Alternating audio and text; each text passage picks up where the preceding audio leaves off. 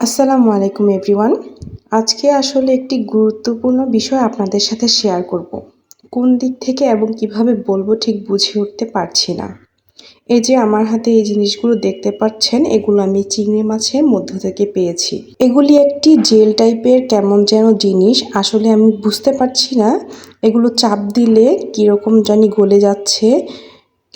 শক্ত কীরকম খণ্ড খণ্ড টাইপের জিনিস, অনেকটা জেল টাইপের। রেগুলার কাজ করার সময়তে আমি এই ভিডিওটি করি। তো আমার হাজব্যান্ড 1 কেজি চিংড়ি মাছ নিয়ে আসে বাজার থেকে, আর আমার বাচ্চারা তো এই চিংড়ি মাছ খুব পছন্দ করে আর এগুলো দিয়ে পেট ভরে ভাত খায়। তো আজকে হঠাৎ চিংড়ি মাছ কাটার সময় আমি চিংড়ি মাছের মধ্যে এই জেল জাতীয় পদার্থগুলো পাই, আর আমার কাছে মনে হয়েছে এটা কোনো কেমিক্যাল জাতীয় জিনিস।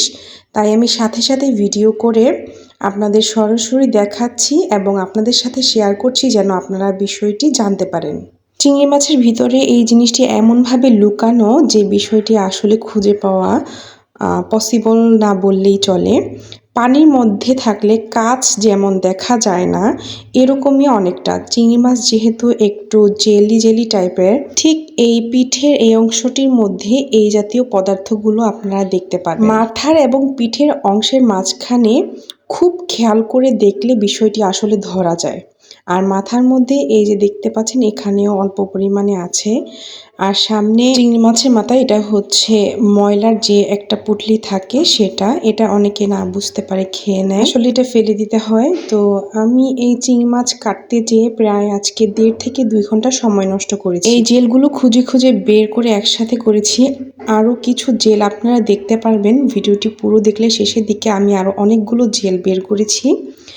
আর পিঠের অংশের ঠিক মাঝখান দিকটাতে সাদা সাদা এই টাইপের জিনিসগুলি দেখা যায়, অবশ্যই খেয়াল করে দেখতে হবে। আর আমার মোবাইলের কারণে হয়তো একটু কম বোঝা যাচ্ছে, সরাসরি পরিমাণে অনেক বেশি ছিল। আমি আরেকটি চিংড়ি মাছ কেটে আপনাদেরকে দেখাচ্ছি। প্রত্যেকটা চিংড়ি মাছের মধ্যে এগুলো পেয়েছি, বিশেষ করে যে চিংড়ি মাছগুলো একটু হৃষ্টপুষ্ট এবং দেখতে সুন্দর স্বাস্থ্যবান, ওই চিংড়িগুলোর ভিতরে আমি বেশি পরিমাণে এগুলো পেয়েছি। আমার ভিডিওটি একটু খেয়াল করে দেখলে আপনারা এই বিষয়গুলো বুঝতে পারবেন। স্বচ্ছ কাচের মতো কেমন জানি একটা পদার্থ, একটু খণ্ড খণ্ড টাইপের, জেলি টাইপের, যেটা চাপ দিলে আসলে কেমনই হয়ে যায়। আমি একটু সামনে থেকে ভিডিওটা করার চেষ্টা করছি। আমার মনে হচ্ছে না এটা চিংড়ি মাছের কোনো অংশ। এই যে দেখুন এই পদার্থটা পিঠরে এইরকম অনেক জায়গার মধ্যে বেশি পরিমাণে আছে। আমার মনে হয় এটা কোনোভাবে ইনজেক্ট করে লিকুইড ঢুকানো হয়েছে এবং পরে এটা শক্ত হয়ে গেছে এবং জেলি টাইপের হয়ে গেছে। এই কাজটা করার মূলত কারণ কি?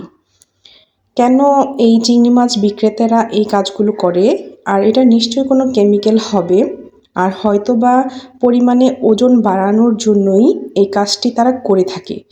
আর এই জিনিসগুলো আমাদের মানব শরীরে গেলে আমাদের কি অবস্থা হবে? আর যেহেতু আমাদের বাচ্চারা চিংড়ি মাছ বেশি পছন্দ করে, তাই ওদের খেলে এসব কি অবস্থা হবে। আমার অ্যাকচুয়ালি কেকের পেজ, আমার এইসব ভিডিও শেয়ার করার কথা না, তবে আমি এই ভিডিওটি শেয়ার করছি শুধুমাত্র আপনাদের কথা চিন্তা করে যে আমি এই বিষয়টি যেমন জানতাম না, আপনারাও এই বিষয়টি জেনে রাখুন।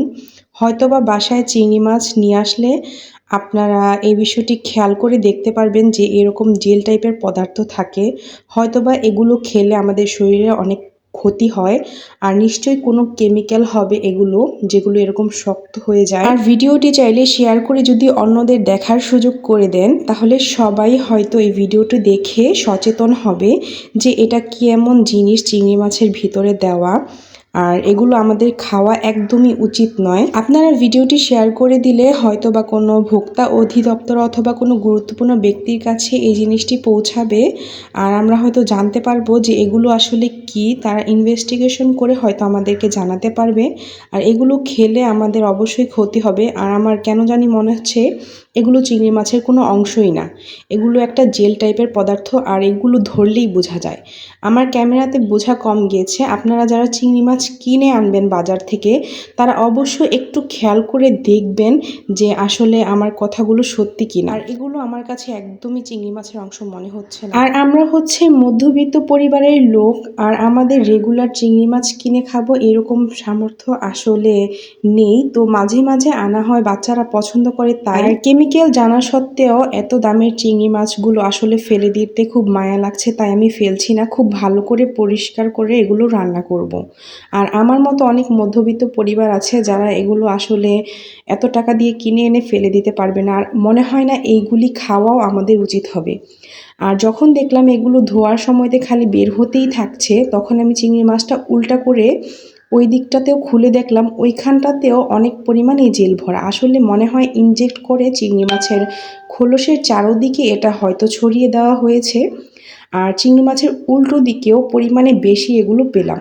আর এটা আমার ধুয়ে নেওয়ার পরে সন্দেহ হয়ে বসে চিংড়ি মাছটা উল্টা করে আবার আমি এদিকটা খুলতে দেখি যে এখানে অনেক পরিমাণ জেল রয়েছে। কেমিক্যালগুলো অবশ্যই আমাদের বাচ্চাদের খাওয়ানো উচিত হবে না, যেহেতু আমাদের বাচ্চারা চিংড়ি মাছ খুব পছন্দ করে। তাই এই ভিডিওটি আপনারা অবশ্যই শেয়ার করে সবাইকে জানিয়ে এবং দেখিয়ে দিন যেন আমাদের মায়েরা এবং বোনেরা চিংড়ি মাছ কাটার সময় এই জিনিসগুলো ফেলে দিয়ে পরিষ্কার করে তারপরে আমাদের বাচ্চাদের যেন তারা দিতে পারে। আসলে আমি ভিডিওতে ভিউয়ের জন্য কখনো এই কাজটি করিনি, আর আমি শুধুমাত্র আমার কাছে মনে হয়েছে যে আমার বাচ্চারা এগুলো খেলে যা হবে। আমরা সমাজে আসলে কি খাচ্ছি কি করছি, একজন সাধারণ জনগণ হিসেবে আমার কাছে মনে হয়েছে এটা আমাদের শরীরে যাওয়া উচিত নয়। আমাদের বাচ্চারা এগুলো খেলে ক্ষতি হবে। তাই আমি রেগুলার নর্মাল ভিডিওটি করেছি। আমার রান্নার সময়তে কোনো এডিট বা কোনো কিছুই না, আমি স্লো মোশনে ভিডিওটি করে সবাইকে সচেতনতার স্বার্থে এই ভিডিওটি দেখালাম। অবশ্যই চিংড়ি মাছ কিনে আনলে এই বিষয়গুলো আপনারা একটু খেয়াল করে পরিষ্কার করে পরে বাচ্চাদের খাওয়াবেন।